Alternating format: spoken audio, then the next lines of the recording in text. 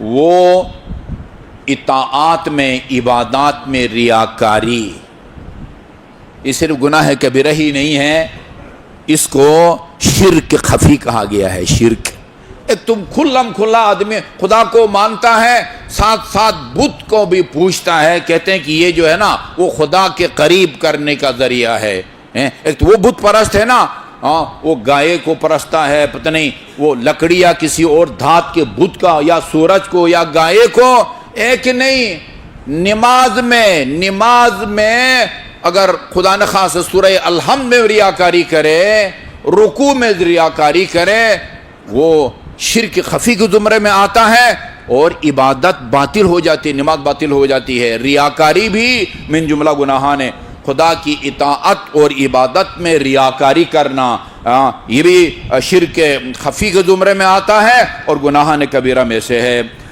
22واں گناہ کبیرہ حقوق والدین، حق والدین ہونا، ایسا کام کرنا کہ جس کے نتیجے میں بندہ آق ہو جائے۔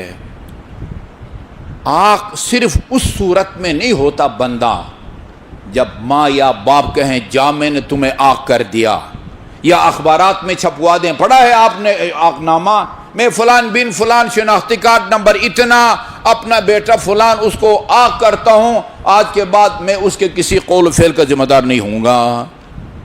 ضروری نہیں ہے۔ اصول کافی میں امام جعفر صادق علیہ السلام کی روایت ہے، اللہم صلی علی محمد و آل محمد۔ یہ روایت انتہائی حساس ہے، خصوصاً ان مومنین کے لیے جن کے والدین زندہ ہیں، اللہ تعالیٰ ان کو مزید طول عمر دے۔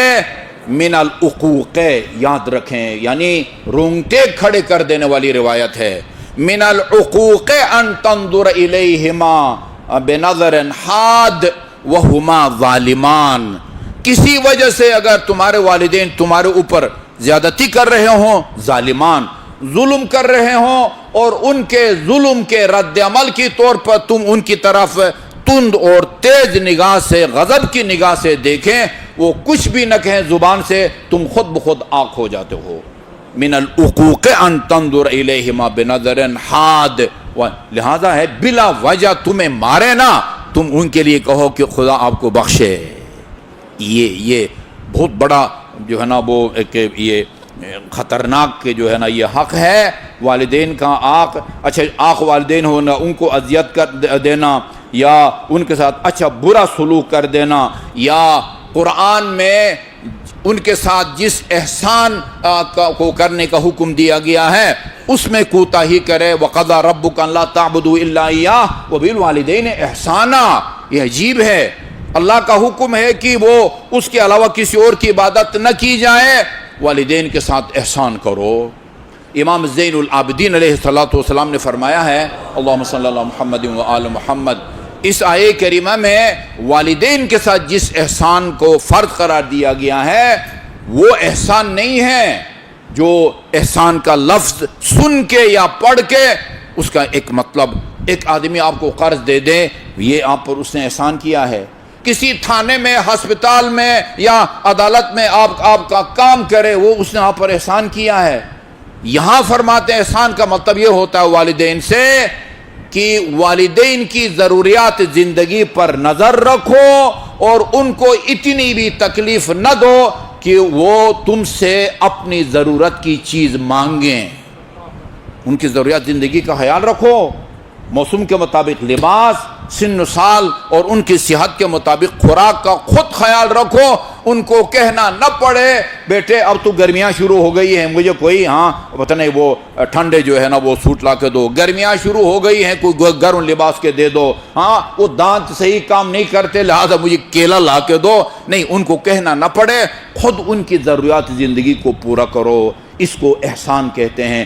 اس احسان کو ترک کرنا بھی گناہ کبیرہ کے زمرے میں آتا ہے۔ اللہ تعالیٰ جن کے والدین مرحوم ہیں ان کی مغفرت فرمائے، اور جو زندہ ہیں ان کو زندہ والدین کے جو حقوق ہیں ان کو احسن طریقے سے ادا کرنے کی توفیق عطا فرمائے، کیونکہ حکم یہ ہے دونوں بڑی سرزنش کے انداز میں، سخت الفاظ میں صادق آل محمد نے فرمایا ہے ما لکم لا تبرون والدیکم حیین او میتین. یہ سرزنش کا انداز ہو گیا، تمہیں کیا ہو گیا ہے، تم اپنے زندہ اور مرحوم والدین کے ساتھ نیکی کیوں نہیں کرتے؟ جب پوچھا گیا کہ مردہ والدین سے کیسے نیکی کریں، کہا ان کی طرف سے نماز پڑھو، ان کی طرف سے روزہ کرو، ان کی طرف سے حج کرو، ان کی طرف سے عمرہ کرو. زندہ والدین کے حقوق انسان کے ذمہ واجب الادا اور ہیں، مرحوم والدین کے حقوق اور ہیں. اللہ تعالیٰ دونوں قسم کے والدین کے حقوق کو ادا کرنے کی مومنین کو توفیق عطا فرمائے.